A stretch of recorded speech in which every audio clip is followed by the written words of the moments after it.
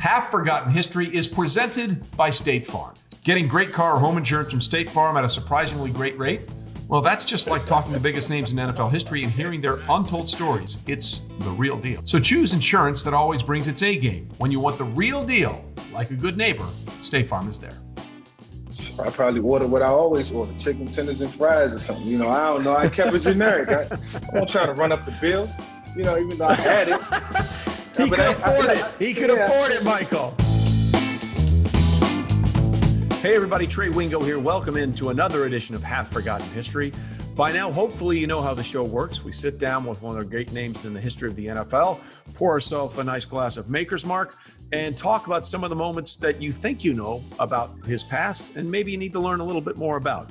And there may be no more intriguing character in the NFL's last 25 years than our next guest.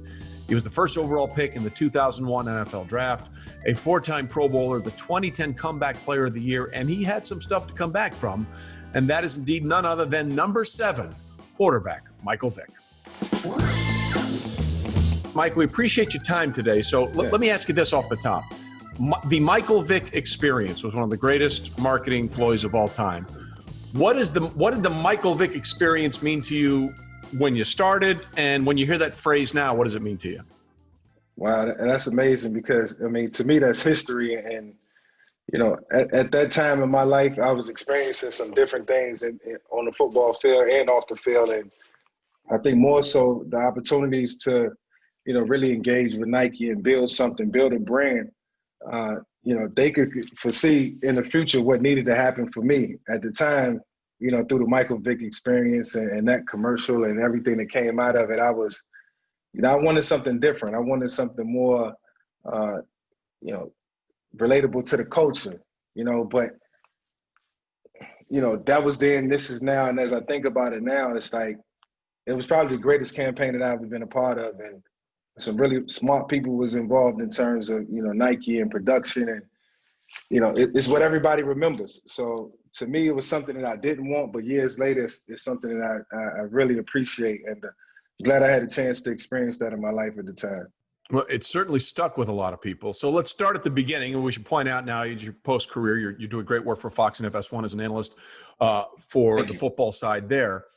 So let's start the night before the draft. Night before the draft, you get traded. San Diego has the number 1 overall pick. Atlanta moves up and takes that selection. Did you have any idea that was coming, or was that a total surprise? I did not see that coming at all.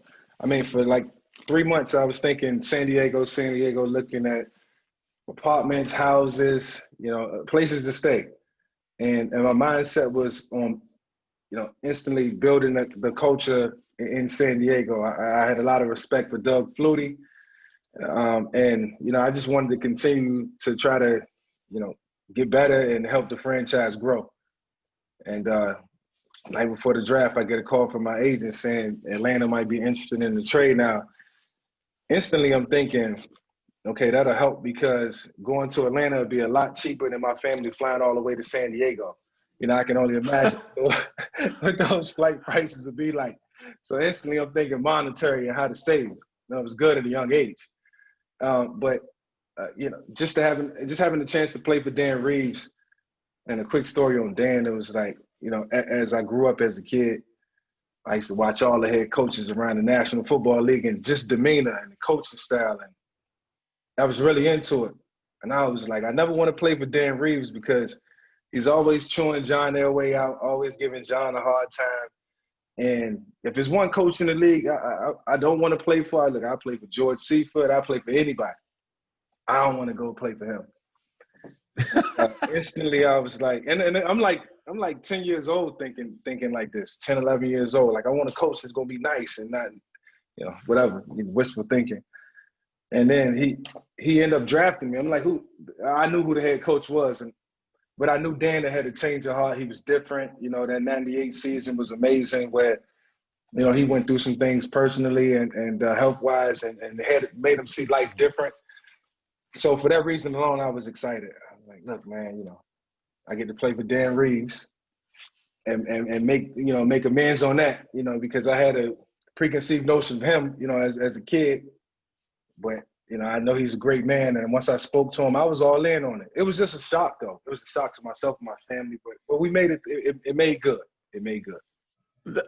That's fascinating because karma has a way of sort of turning things the way you least expected. That certainly seems like for you as a 10-year-old thinking, I don't want to play for that guy, and you end up there. But that trade actually is one of the great win-wins. They were one of the great win-wins of all time because, you go there and San Diego picks up a little running back, LaDainian Tomlinson, which worked out pretty well for them. And they got Drew.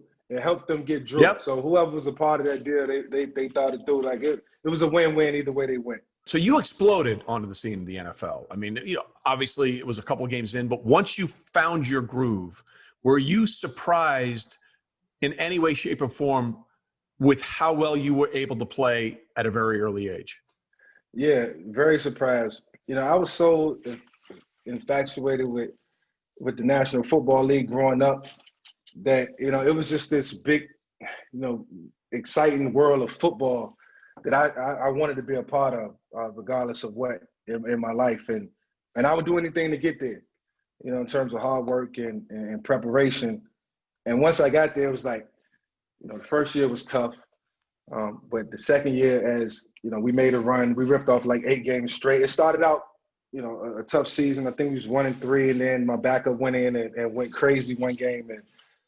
And then me and Coach Reid, we had me and Dan Reeves had a run-in on the sideline, all for the better, Happens all the time. And it was just one of those moments where like we clashed for a second, and I was like, Coach, believe in me. Know that I can execute. Know that I have a great understanding of your offense now. Let it go. That was our conversation. It wasn't like that, the jargon was a little different, but I was like, Coach, man, now is the time. I'm ready. And he flipped the switch just like that and ripped off 8 straight. And I had to constantly pinch myself and remind myself of what I was doing on that level. Like, this is the NFL, and you've arrived and you've made it, and just keep pushing. But it was like every first down I completed, every pass that I completed, every run that I made, I always reminded myself that I was doing it in the NFL because it's the elite of the elite. And I was appreciative of that. Everyone, I think, looks and has a favorite moment or a favorite Michael Vick moment on the field. And for the first half of your career, I think a lot of people would choose the overtime run against the Minnesota Vikings that won the game. That's the one that sort of took people's breath away. Is there a play earlier in your career that you thought, man, that was me at my best? Yeah, it was a play against the Carolina Panthers in that game I just told you about, where, the game was a struggle. It was back and forth for the first 2 quarters, and then we just let loose. And I made a long run, maneuvered in the pocket, broke out to the right side, and, I just beat everybody to the end zone.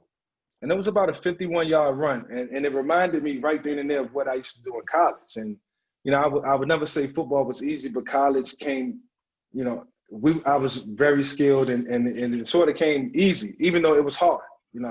I take nothing away from the game of football. But it was that play alone where I realized, damn, I really got it.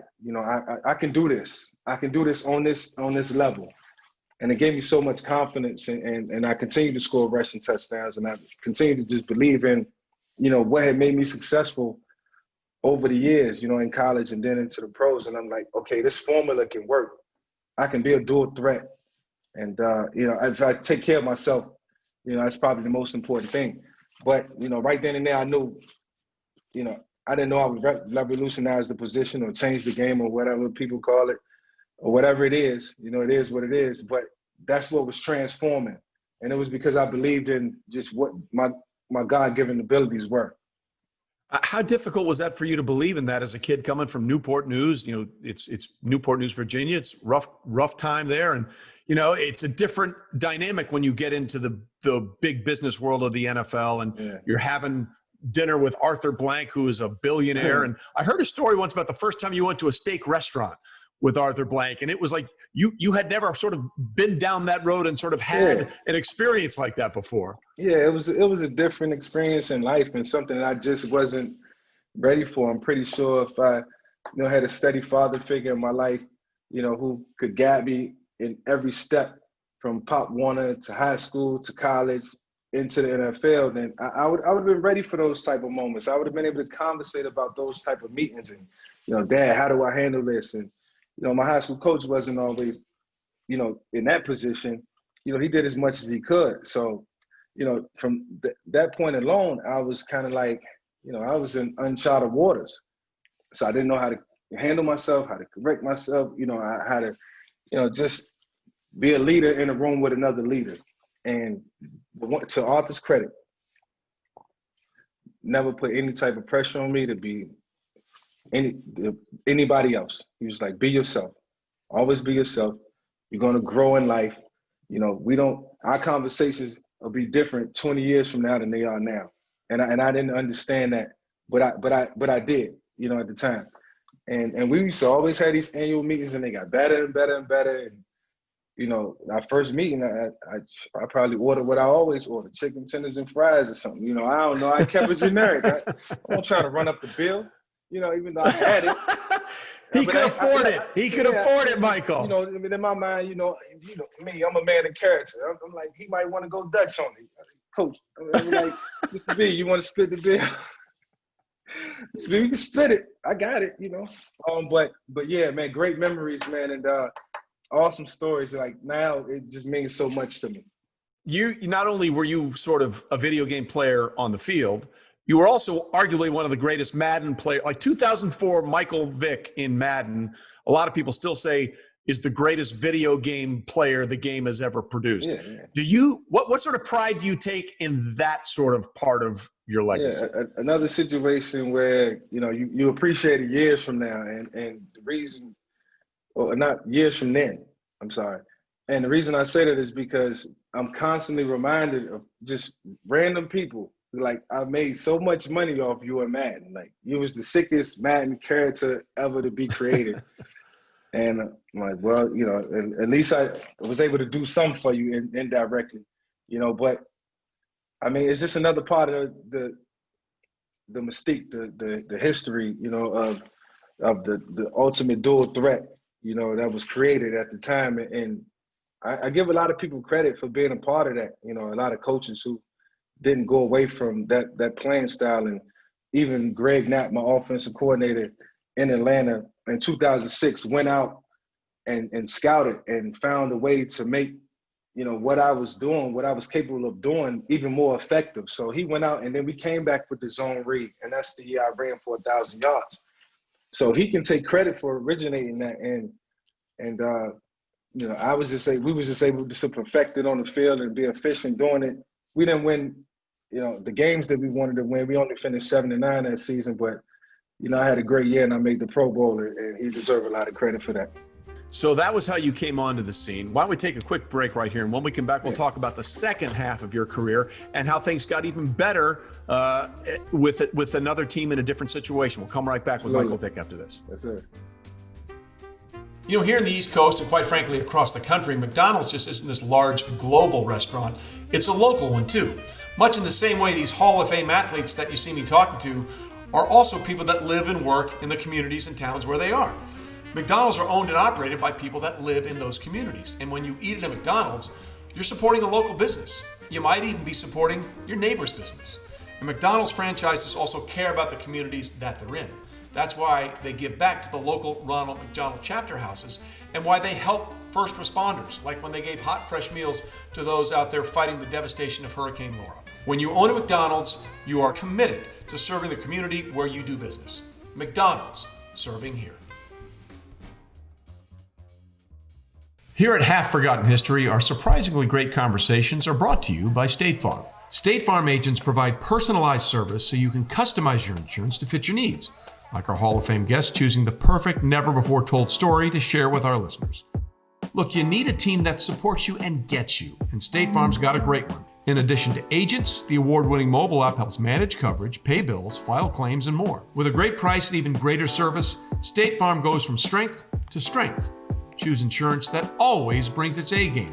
When you want the real deal, like a good neighbor, State Farm is there.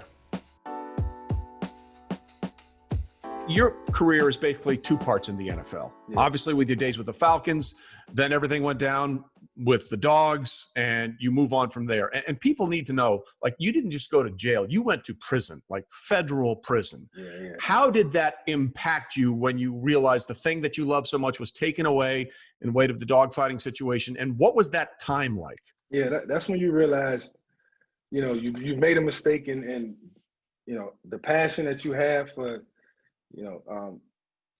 that sport or that particular event is gone, and you got to find a way to get it back. And I had plenty of time to figure it out. I think what was therapeutic for me was watching the game from inside.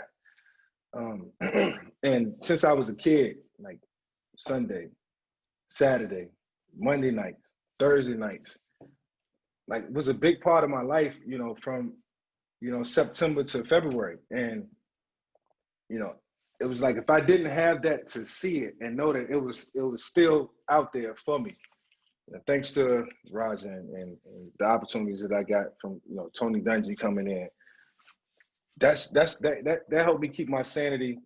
It was very therapeutic to continue to watch the game of football and create a better understanding of it. Spend a lot of time just drawing up defenses and playing the game in my head. I had so many great memories in Atlanta and the things that I did do. Football was always in my mind, even if I was conversating with somebody. And then, the fall always helped that time pass by.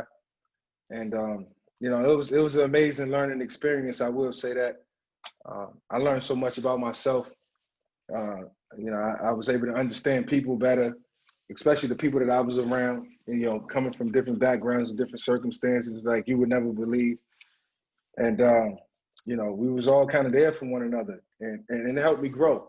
So when I came out, I was like, a different person, but still afraid to open up and be that person that I know Mr. Blank wanted me to be, or be the person that I knew I could grow into. So I grew in that situation, and it was all for the better.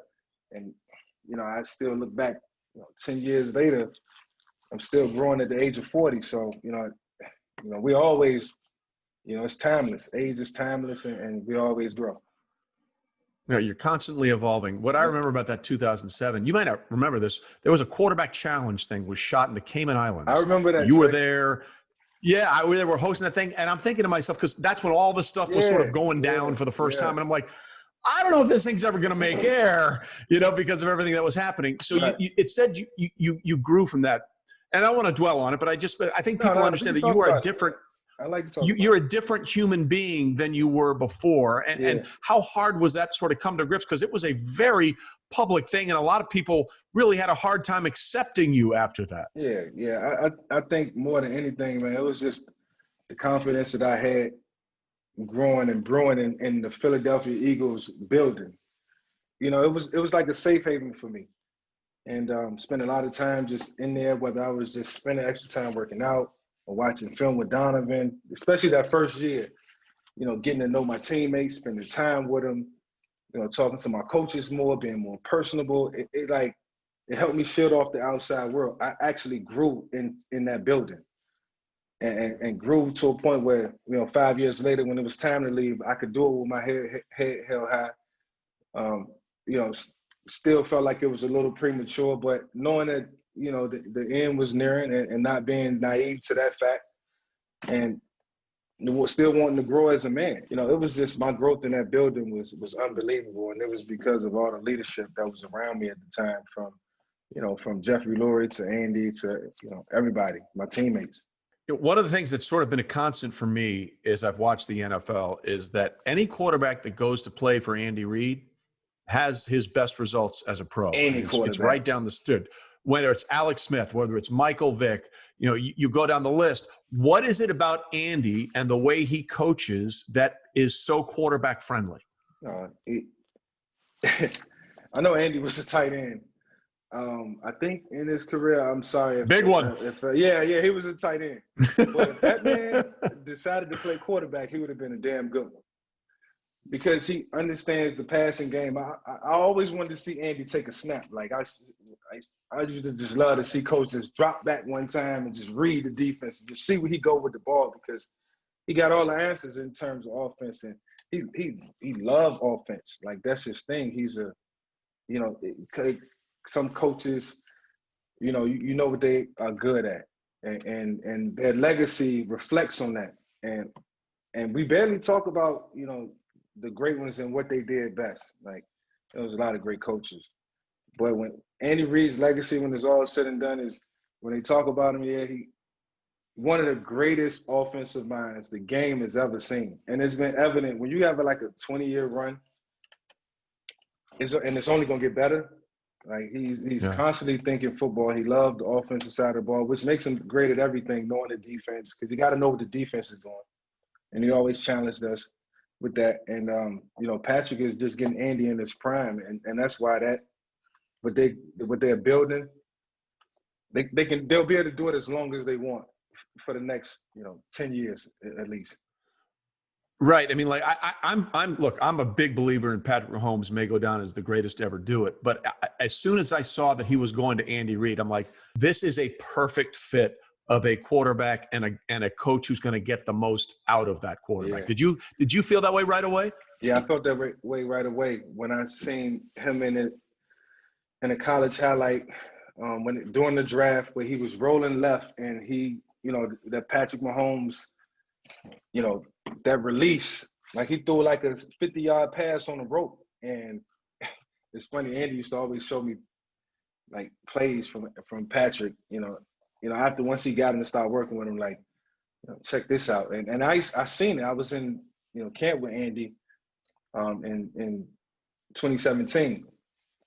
And I just seen it. I knew what was happening and I knew what was coming. And I seen all the ability. And I was like, man, you know, one thing coach used to always tell me was like, if I had you when you was young, we might have won a ring together. And I believe that. So it don't surprise me that, you know, he get a talent like Donovan, you know, or myself, and, you know, a Super Bowl surfaces, you know, now that Andy's, you know, he's with another organization and, you know, he had a chance to do it his way all over again. And he showed that he could do it. So it was special. Like when I look at Patrick Mahomes, I mean, tell me if I'm wrong, but, you know, John Elway was Patrick Mahomes before Patrick Mahomes. You think about it. Yeah, that's right. It was John Elway. That's John Elway all over again. Times two, though. Now, yeah, times two. How much do you think that you paved the way for other people to believe in guys that didn't fit the mold? Like, you know, you were, listen, just 6 feet, you know, when you were the number one pick. And then in 2012, Russell Wilson wasn't, and he was a third-round pick. We saw what you did. They saw what Russell did. And now we have Lamar Jackson and Kyler Murray. How much do you think that maybe you would have been better served playing 10 years later than you did when you did? Because your style of play now is sort of what is much more accepted in the NFL. Yeah. I was definitely ahead of my time. I will say that. But, you know, somebody got to pave the way, just like Cunningham and Moon, Rodney Peete, Andre Ware, Steve McNabb, Donovan, you know, in the 99 draft, I always reference that. You know, they paved the way for me. And I just took it a step further in terms of ability. And then I just know, you know, in my heart of hearts, you know, 3-4 years later, you know, 05, 06, 07, you know, coaches were scouting like, I want that. You know, I want something like that. And I can build off that. And it allowed coaches to expand their mind and take it further than what they can take it. And, you know, it was just about your personal preference, you know, what fits your personnel and what type of scheme you want to run. So it just opened up the doors to kind of, you know, we can go with a traditional pocket passer, which is just as beautiful to me. I love that part of the game. Or I can go with a dual threat, whatever, you know, makes sense for you. And, you know, I thought, you know, looking at it now, it's what the game needed, you know, and we appreciate it because it's exciting. So I can only take so much credit. I just took it a step further. Well, I'm going to give you a chance to take a little more credit here. Peak Michael Vick, peak Lamar Jackson. Who's winning? Oh, you know, I'm always confident, you know, in my abilities, but you know, I will have to say myself. You know, man, you know, and I love what Lamar has been able to do, and you know, consistency is what we always gonna look for. So I always challenge him in that area. But yeah, man, like 2002, 2003, '04, those seasons when I was rushing for 800, 900, 1,000, passing the football, like it was a thing of beauty. Yeah. I will say Lamar's a little more polished. I was a Yeah. little wiry. Yeah. Sometimes like when your arm is too strong, it gets you in trouble. You start thinking that you can do anything. That Brett Favre attitude. Right. Yeah. Aaron Rodgers has it, but with way more control. And the thought process. Obviously, Brent and myself, you gotta have the thought process in order to play it. But it's one thing to have that thought process and still be as accurate with a strong arm. Yeah. Because we think we can get away with so much, but when you got a guy like Aaron Rodgers I mean, that's a totally different story. That guy's in the league of his own. Who are the quarterbacks you like to watch now? Like right now, peak 2020. Who are the quarterbacks that you would stop to watch more than anything else? Russell stopped me in my tracks. Cam stopped me in my tracks. Still always intrigued. Lamar. I think I said Patrick, Deshaun Watson. Tua. I still love watching Drew, Aaron. Dak has been amazing. Dak is growing consistently. Yeah. I like the young guys, man. I like Joe Burrow. I like Justin Herbert. Honestly, it feels like it's really Teddy deep Bridge, right now, right? Doesn't it feel like so? It's like the quarter. I don't really think I can't really look at a team around the league and other than the Eagles, and I still like Carson. The thing with Carson is just that it's just been so many current events with Carson, man. It's like who knows what's going through his head from Nick Foles to Jalen Hurts. It's just a lot, injuries, whatever. But I just like the way these guys compete. I still like Matthew Stafford, one of the strongest arms in the league. amazing? I know Stafford will end up somewhere else if it don't go right, and he'll find success, man. These guys just consistent, good quarterback players. What we love is what we look for and what we cherish, and I'm gonna always be a big fan of it. Yeah, I honestly think right now we're looking at one of the deepest times in NFL history in terms of excellent quarterback play across the league with so many of the names you just mentioned, so many being so young. I think we all have a vision of who Michael Vick was as a player in our minds. Yeah. I don't think that's debatable. In light of everything that you've experienced and the things that sent you away for a while, what would you want to tell people who still hesitate about who Michael Vick as a person is today? And well, I've just grown so much. Like, you look at life and like you look at the mistakes you made and like, man, if I could just rewind it, I would have veered off. I would have went in a different direction. Like I always just use the mantra, when you know better, you do better. And that's how I live my life now. And I know now, because I know better, I can do better. And the one thing in life that you can never get around it is, what God has in store for you. And when you ain't living right, you ain't gonna get what he got in store for you. You won't get it.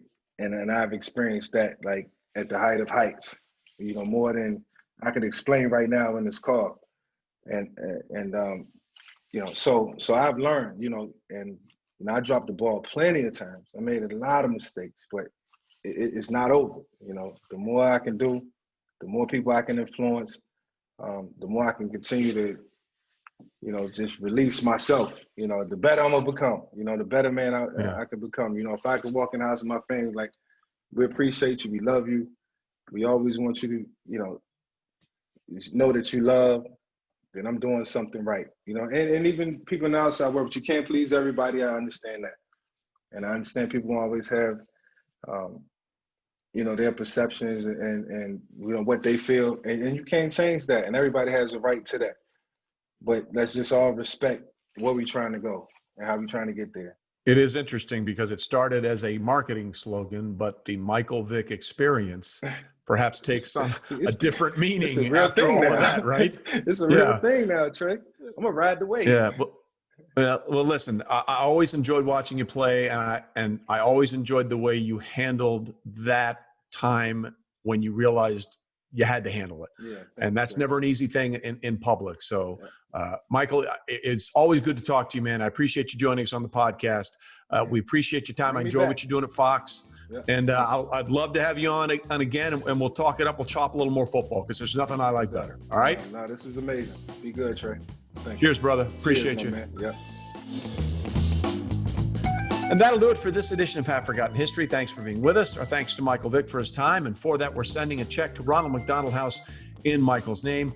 And thanks to Maker's Mark, who reminds you to pour yourself into everything you do and come up with something that is truly remarkable. In fact, why don't you raise a glass right now, a toast to these athletes who are telling us these incredible stories and sharing us the insights that got them to where they were on the field. And a reminder, Maker's Mark crafts their bourbon carefully. All they ask is that you enjoy it the same way. Coming up on the next edition of Half Forgotten History, what's it like to go to 4 straight Super Bowls and lose every one of them? We'll have that conversation with Hall of Fame quarterback Jim Kelly. We'll see you next time.